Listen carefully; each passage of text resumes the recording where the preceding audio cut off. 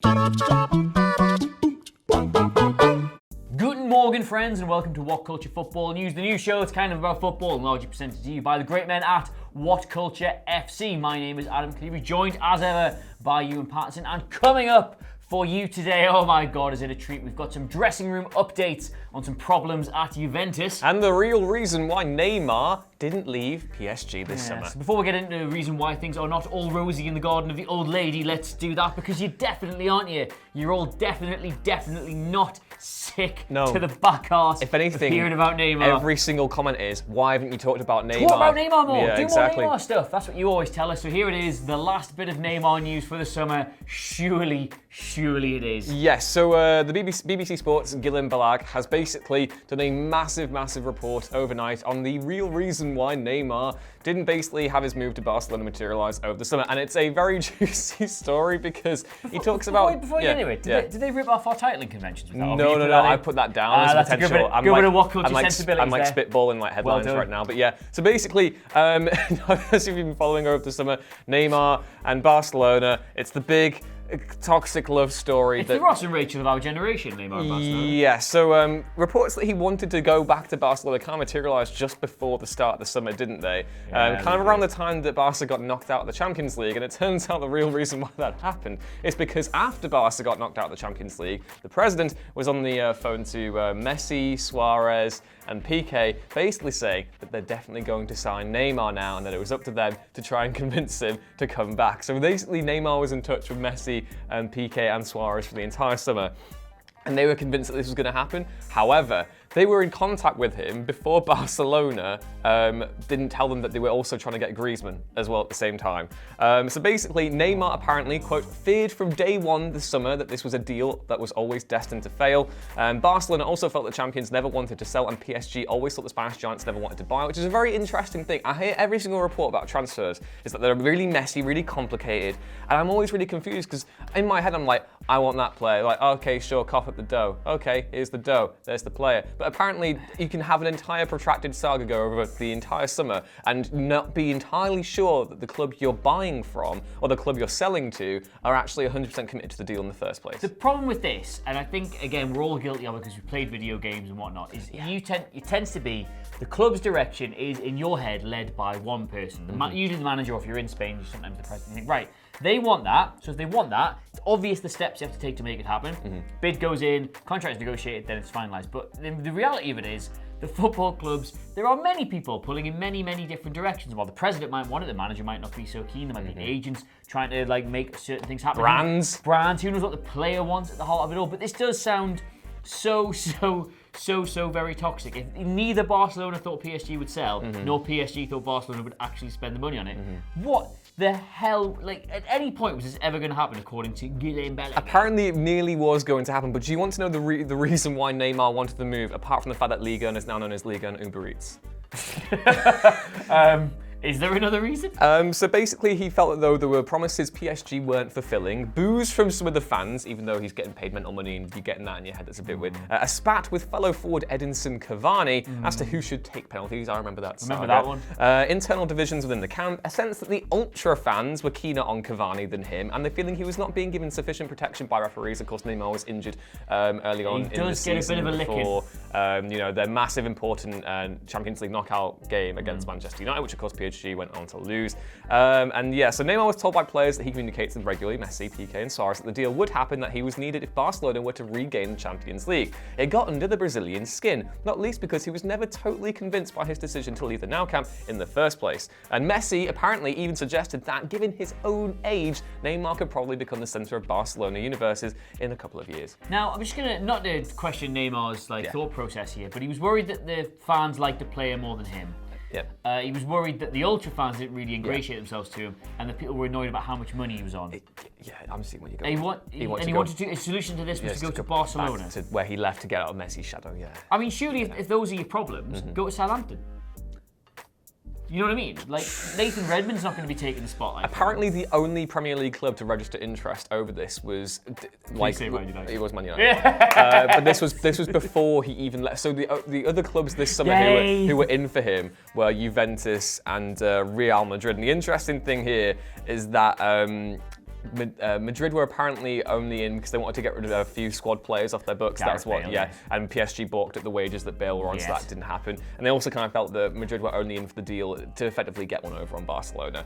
And Juventus, This is Ross and Rachel. Yeah, and Juventus were also interested, but Neymar was only interested in Spain. And it's important that he says Spain because he doesn't say Barcelona specifically, so there was still a chance that he could have gone to Madrid. Let's just recap here, because we've all had friends in this kind of relationship. Yes. So basically, they told him to tell all the friends that he fancied them. Yes. They went, oh yeah, I like him, to tell him. But then they were never actually given, they never convinced that either of them actually wanted to get together. And somebody else waded in purely just to get one over. Yes. This is, God almighty, if Neymar was one of my mates, I would tell him to walk away from that. That's just, honestly, there's so many other clubs out there who will love you for who you are. You don't need this. You don't need to go back to them. What club would you have suggested to Neymar? Neymar should have gone to, genuinely the perfect place for Neymar is PSG, just without Cavani there, realistically. The problem is, and we need to move on from this. No, I think Neymar all day, every day. Neymar, Griezmann, Suarez, Messi, probably Bale, Dembele, the best players in the world do not play in the Premier League. And genuinely, since Ronaldo left Man United, you cannot say that somebody who you could argue is the best player in the world has played in the Premier League. Ronaldo leaving Man United was the last time. On form, current form, you could maybe argue Van Dijk and Zaire. This is defender, nobody cares about defender. Oh, okay, there we go. But yeah, so apparently this is the juiciest bit of the report. It's not actually about Neymar's reason for why it fell through, but basically, Barca's finances sound like they're in a bit of the old toilet. So apparently the club took out a 6-month unsecured loan to purchase Griezmann, and there were fears that the Liga wouldn't approve the transfer with Neymar, which would have cost a minimum of £194 million, which Barca wanted to recoup with players heading to PSG. With Ivan Rakitic the only player to actually agree the move. So obviously you'll be familiar with the fact that Ousmane Dembele was reportedly meant to go back the other way, and they actually had conversations with Thomas Tuchel, but he was like, nah mate, don't want that. So, well, this is the thing, as I've said, and this will move us on to our next story quite nicely, all these mooted swap deals never ever actually happen, do they? People think that putting other players in make-weight as transfers is a brilliant thing to do, but it never ever works because, as we've just said, you're adding yet another complex human person into these deals. You need to get the other player to want the move, even though they're only seen as like currency in that whole thing. They're not actually wanting to buy the club.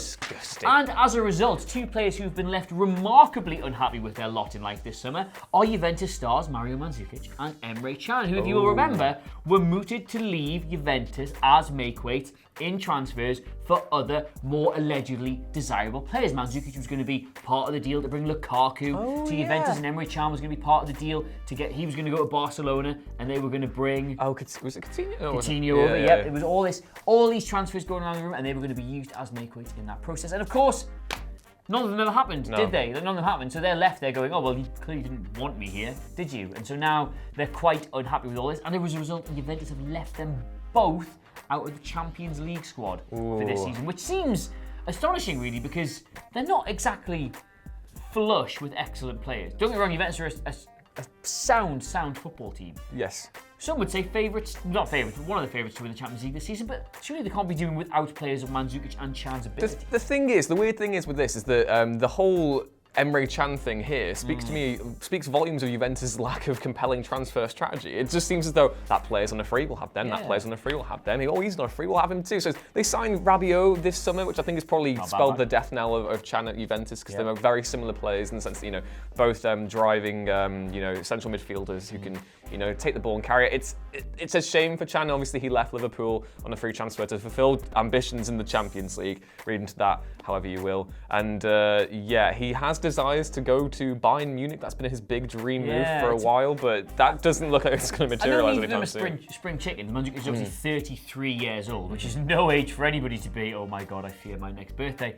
But it's a bit of an odd one. Apparently they had told Mandzukic he was unlikely to play in the Champions League anyway, but it's a squad game football. It's a long season. You've got quality internationals there, players who have still got good years ahead of them. Leaving them out like this feels short-sighted at best. It feels a little bit mean, and I haven't actually looked at Juventus' full Champions League squad. I forget how many players you can name in the preliminary squad. It's a lot, because basically we end up, I know Liverpool end up naming a lot of youth players who then never play in the competition. But yeah, it seems very, very weird, and I think Can had a press conference the other day where he was basically just really, really angry and upset. By the sounds of the report, Mandzukic is taking it a lot better than Can has, which again is understandable. Can was not a key part of that Juventus side, but certainly a versatile squad player. And if they weren't going to use him, and they were happy to let him go and make way to another transfers, Yeah. why not just let him go somewhere? Yeah, because he was apparently nearly on the cusp of going to PSG at one point. But it's weird. It's like, I don't know, Juventus, obviously an amazing side and, you know, a massive club. But I always look at their transfer strategy being like,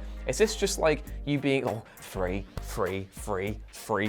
just all the time? And I think it was until they got Ronaldo. It's like, Yes.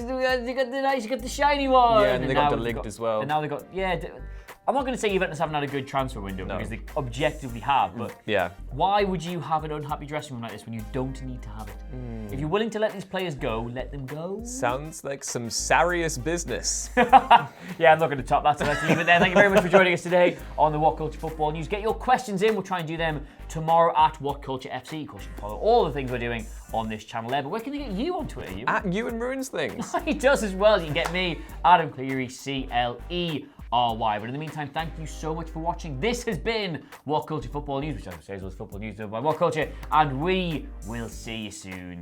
Bye. Bye. Bye. Bye. Bye. Bye. Bye.